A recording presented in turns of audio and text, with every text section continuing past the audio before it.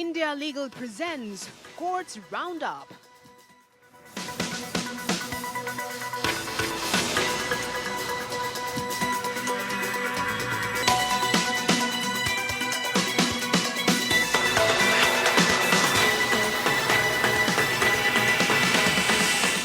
Doctor ortho Ayurvedic oil and capsule, अब दर्द भी घुटने टेकेगा।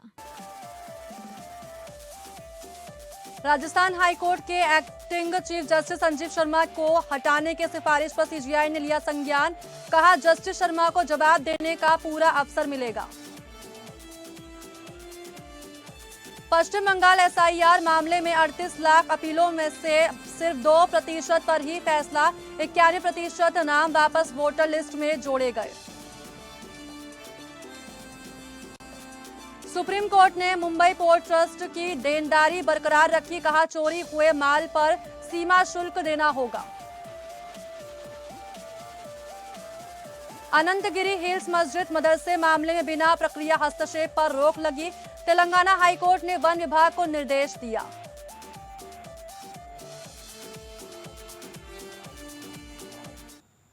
कोर्ट्स राउंडअप में आप सभी का स्वागत है। मैं हूं आपके साथ साक्षी मिश्रा। अगले आधे घंटे हम सुप्रीम कोर्ट, हाई कोर्ट और तमाम निचली अदालतों की खबरों को आपके सामने रखेंगे। तो शुरू करते हैं courts roundup. India Legal presents Courts Roundup.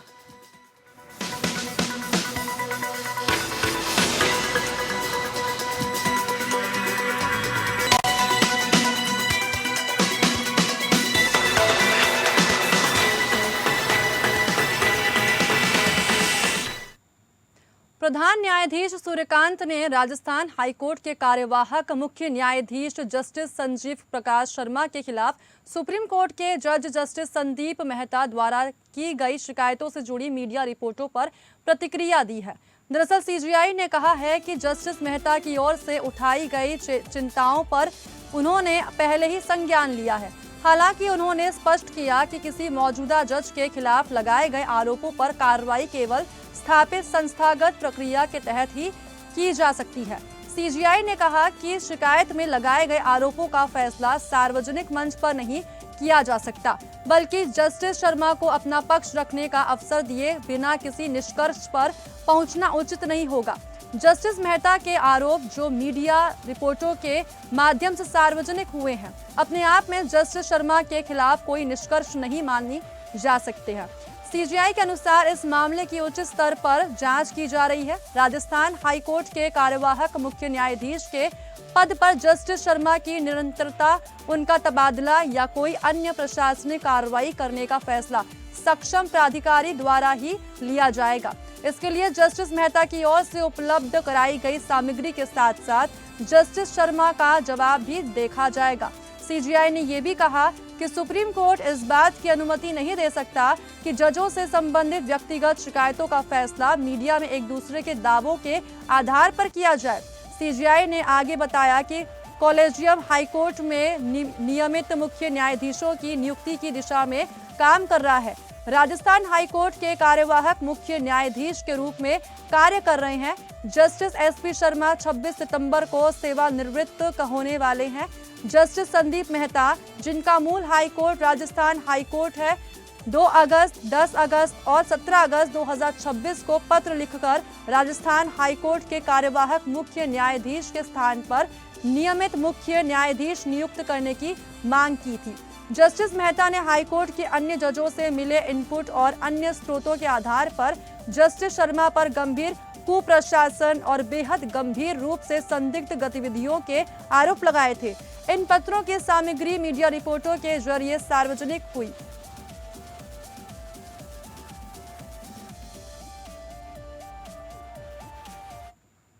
Supreme court ने फैसला सुनाते हुए कहा कि मेजर पोर्ट ट्रस्ट एक्ट के तहत संचालित बंदरगाहों को कस्टम्स एक्ट के तहत चोरी हुए माल पर सीमा शुल्क देना होगा।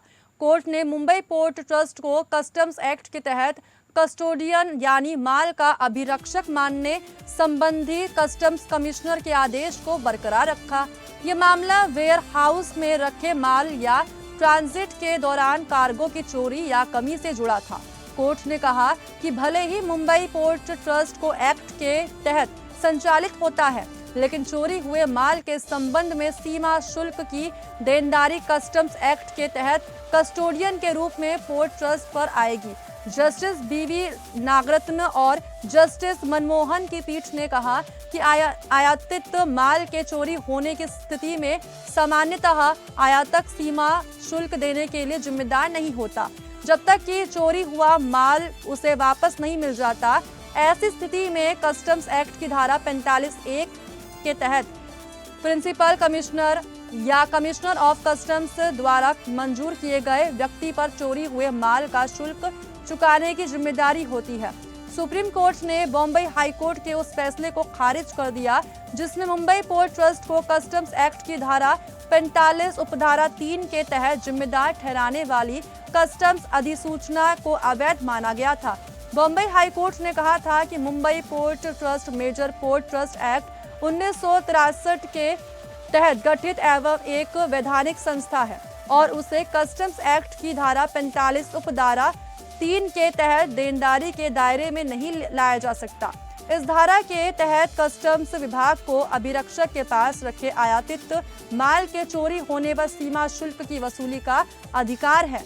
ये विवाद साल 1996 से 2000 के दौरान कस्टम्स द्वारा मुंबई पोर्ट ट्रस्ट को जारी शो कॉज नोटिस से शुरू हुआ था। कस्टम्स ने धारा 45(3) के तहत पोर्ट की निगरानी में चोरी हुए आयातित माल पर शुल्क की मांग की थी। पोर्ट ट्रस्ट ने इसे बॉम्बे हाई कोर्ट में चुनौती दी। हाई कोर्ट ने कहा कि धारा 45(1) के तहत कस्टोडियन वही बन सकता है जो पहले से माल की अभिरक्षा के लिए जिम्मेदार हो और ये प्रावधान मेजर पोर्ट ट्रस्ट एक्ट 1963 को खत्म नहीं कर सकता। केंद्र सरकार इसके खिलाफ सुप्रीम कोर्ट गई। जस्टिस बीवी नागरत्न की बेंच ने हाई कोर्ट के फैसले को पलट दिया। कोर्ट ने कहा कि चोरी हुए माल पर धारा 45(3) के तहत शुल्क देना होगा और ये शुल्क धारा 45(1) के तहत मंजूर कस्टोडियन यानी मुंबई पोर्ट ट्रस्ट ही देगा। कोर्ट ने 11 अक्टूबर 2000 की अधिसूचना को वैध ठहराते हुए बॉम्बे हाई कोर्ट का फैसला रद्द कर दिया।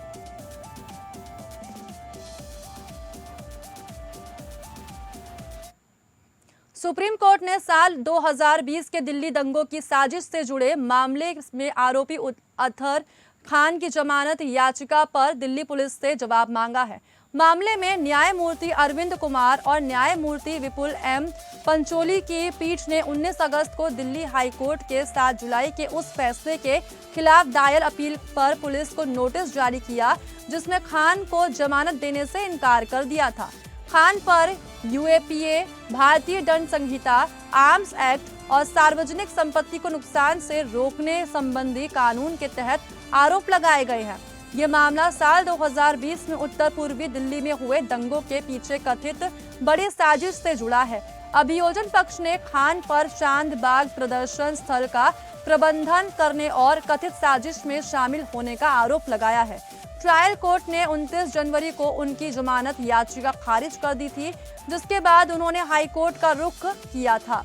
हाई कोर्ट ने कहा था कि सह आरोपी ओवैस सुल्तान खान से बरामद चैट और संरक्षण गवाह प्लूटो के बयान समेत खान के खिलाफ उपलब्ध सामग्री प्रथम दृष्टया हिंसा में उनकी महत्वपूर्ण भूमिका और उन्हें मुख्य साजिशकर्ता के तौर पर इंगित करती है। हाई कोर्ट ने यह भी कहा था कि खान यूएपीए की धारा 43D उपधारा 5 के तहत जमानत के लिए निर्धारित कड़े मानदंड और सामान्य जमानत सिद्धांतों दोनों को पूरा करने में असफल रहे हैं। अब खान ने हाई कोर्ट के इस फैसले को सुप्रीम कोर्ट में चुनौती दी है।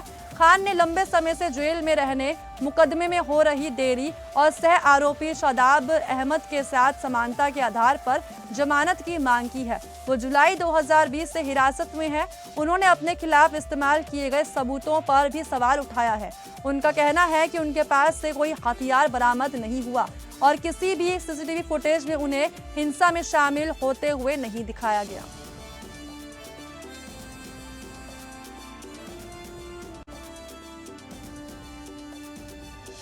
हैं अगली खबर की ओर। पश्चिम बंगाल में विशेष गहन पुनर्निरीक्षण यानी एसआईआर के बाद मतदाता सूची से बाहर किए गए मतदाताओं की ओर से दायर करीब 38 लाख अपीलों में से अब तक केवल 2% मामलों का ही फैसला हुआ है। इनमें से जिन अपीलों पर फैसला आया उनमें 91% से ज्यादा मतदाताओं के नाम दोबारा मतदाता सूची में शामिल कर दिए गए। पश्चिम बंगाल के मुख्य निर्वाचन अधिकारी के कार्यालय से मिले आरटीआई जवाब के मुताबिक मार्च 2026 से अपीलीय न्यायाधिकरणों के सामने दायर अपीलों में से 7 अगस्त तक केवल 2% मामलों का निपटारा हुआ था। जिन अपीलों पर फैसला हुआ उनमें 91.13% मामलों में मतदाताओं को मतदाता सूची में शामिल किया गया। ये वही मतदाता है जिन्हें हाल में हुए पश्चिम बंगाल विधानसभा चुनाव में मतदान करने की अनुमति नहीं मिली थी। ये आरटीआई जवाब कांग्रेस सांसद ईशा खान चौधरी की ओर से दायर आवेदन के जवाब में दिया गया। उन्होंने एसआईआर प्रक्रिया से जुड़ी अपीलों की जानकारी मांगी थी। आंकड़ों में मतदाता सूची और अपीलीय प्रक्रिया की स्थिति का जिलावार और लिंगवार विवरण भी दिया गया है। सुप्रीम कोर्ट में कांग्रेस नेता प्रसेनजीत बोस की ओर से दायर याचिका में कहा गया कि एसआईआर प्रक्रिया के दौरान 90.8 लाख से अधिक मतदाताओं के नाम हटाए गए, जिनमें से 27.16 लाख नाम जांच और निर्णय के बाद हटाए गए। मार्च में सुप्रीम कोर्ट ने ऐसे नाम हटाए जाने के खिलाफ अपीलों की सुनवाई के लिए 19 अपीलीय न्यायाधिकरण गठित करने का निर्देश दिया था। याचिका के मुताबिक जिन करीब 27 लाख मतदाताओं के नाम निर्णय के बाद हटाए गए, उनमें से केवल लगभग 7 लाख मतदाताओं ने अपने नाम हटाए जाने के खिलाफ अपील की। याचिका में सुप्रीम कोर्ट के 13 अप्रैल के आदेश का भी हवाला दिया गया, जिसमें दर्ज किया गया था कि न्यायाधिकरणों के सामने 34 लाख से अधिक अपीलें दायर की जा चुकी थी। इनमें मतदाता सूची से नाम हटाए जाने के खिलाफ अपीलों के अलावा मतदाताओं के नाम शामिल किए जाने पर आपत्तियां भी शामिल थी। इनमें निर्वाचन आयोग के अधिकारी भी शामिल थे, जिन्होंने निर्णायक अधिकारियों द्वारा मतदाताओं के नाम शामिल किए जाने के फैसलों को चुनौती दी थी। याचिकाकर्ता ने पश्चिम बंगाल सरकार के एक अधिकारी के हवाले से प्रकाशित रिपोर्ट का भी उल्लेख किया। अधिकारी के अनुसार निर्वाचन आयोग की ओर से मतदाताओं के नाम शामिल किए जाने के खिलाफ 20 लाख से अधिक अपीलें दायर की गई थी। अधिकारी के मुताबिक करीब 7 लाख अपीलें हटाए गए मतदाताओं की ओर से दायर की गई थी, जबकि कुछ अपीलें ऐसे लोगों ने दायर की थी जिन्होंने अन्य मतदाताओं के नाम शामिल किए जाने को चुनौती दी थी। इसी आधार पर प्रसेनजीत बोस ने लंबित अपीलों का श्रेणीवार विवरण मांगा है। इसमें यह बताने की मांग की गई है कि कितनी अपीलें मतदाताओं, निर्वाचन आयोग के अधिकारियों या अन्य आपत्तिकर्ताओं ने दायर की है।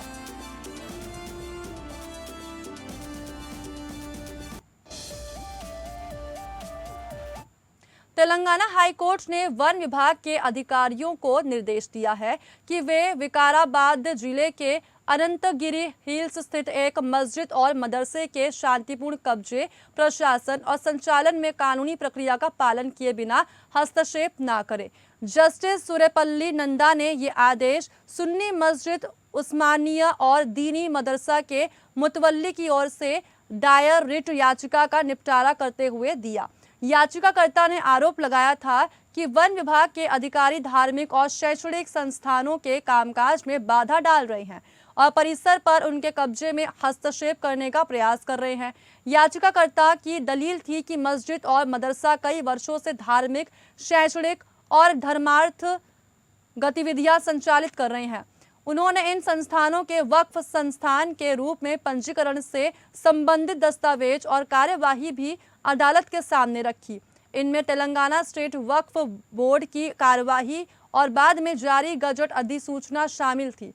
याचिका के अनुसार वन विभाग के अधिकारियों ने मदरसे के रोजमर्रा के कामकाज और गतिविधियों में कथित तौर पर हस्तक्षेप किया। आरोप लगाया कि 17 जुलाई 2026 को शुक्रवार की नमाज के दौरान अधिकारी परिसर में दाखिल हुए, नमाज में व्यवधान डाला और वहां मौजूद लोगों को परिसर खाली करने का मौखिक निर्देश दिया। याचिकाकर्ता के अनुसार इस संबंध में कोई वैधानिक नोटिस जारी नहीं किया गया और न ही कानून के मुताबिक कोई कार्यवाही शुरू की गई।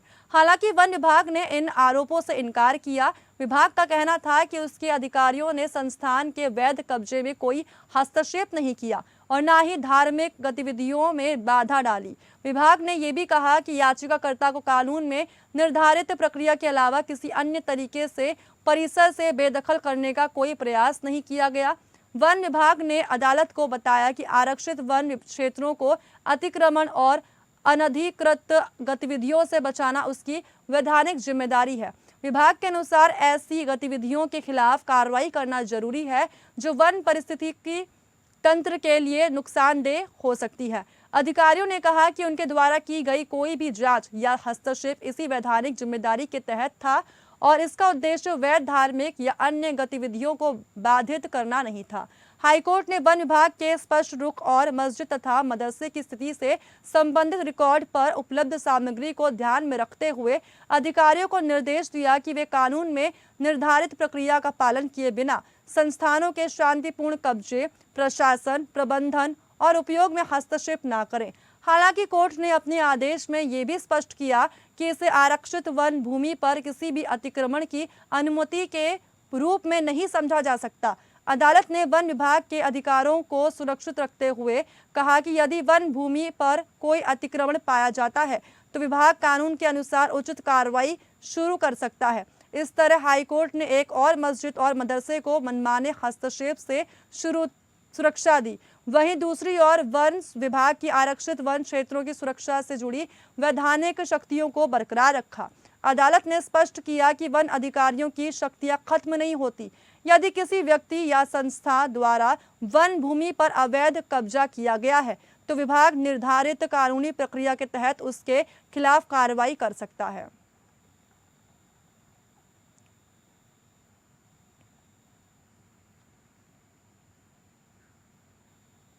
सरकार चुनाव के लिए राजनीतिक रूप से सुविधाजनक समय तय नहीं कर सकती। यह टिप्पणी बॉम्बे हाईकोर्ट की गोवा पीठ ने हाल ही में की है। कोर्ट ने गोवा की 11 नगर परिषदों में लंबित नगर पालिका चुनाव जल्द कराने के लिए सख्त समय सीमा भी तय की।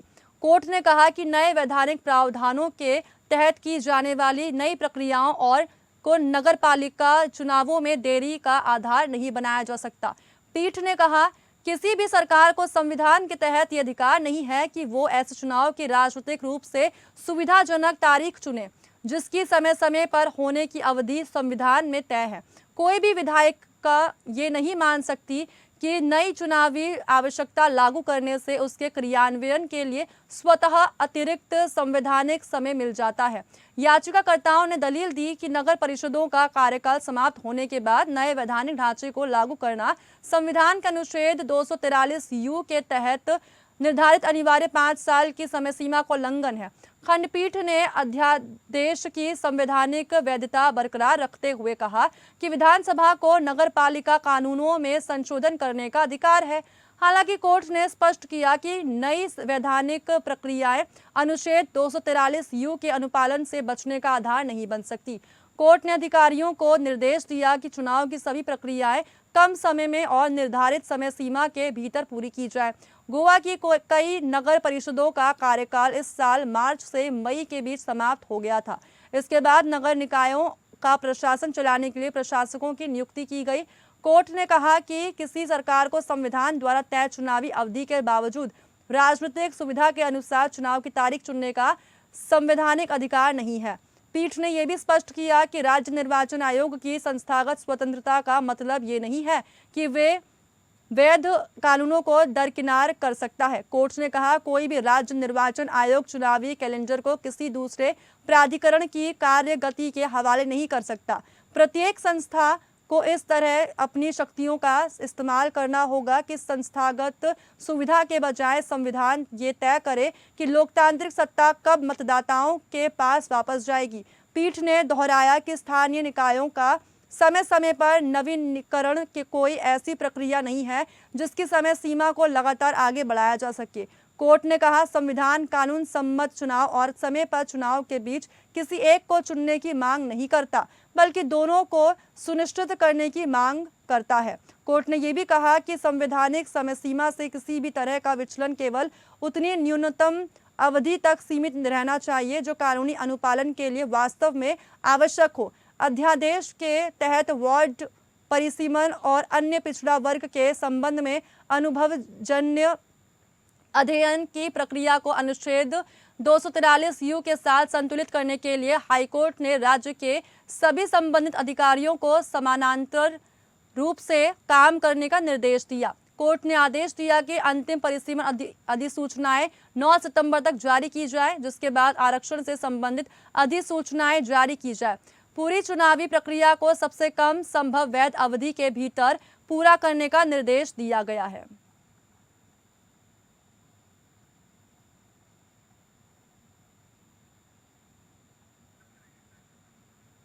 इस बुलेटिन में बस इतना ही। नमस्कार। India Legal presents Courts Roundup.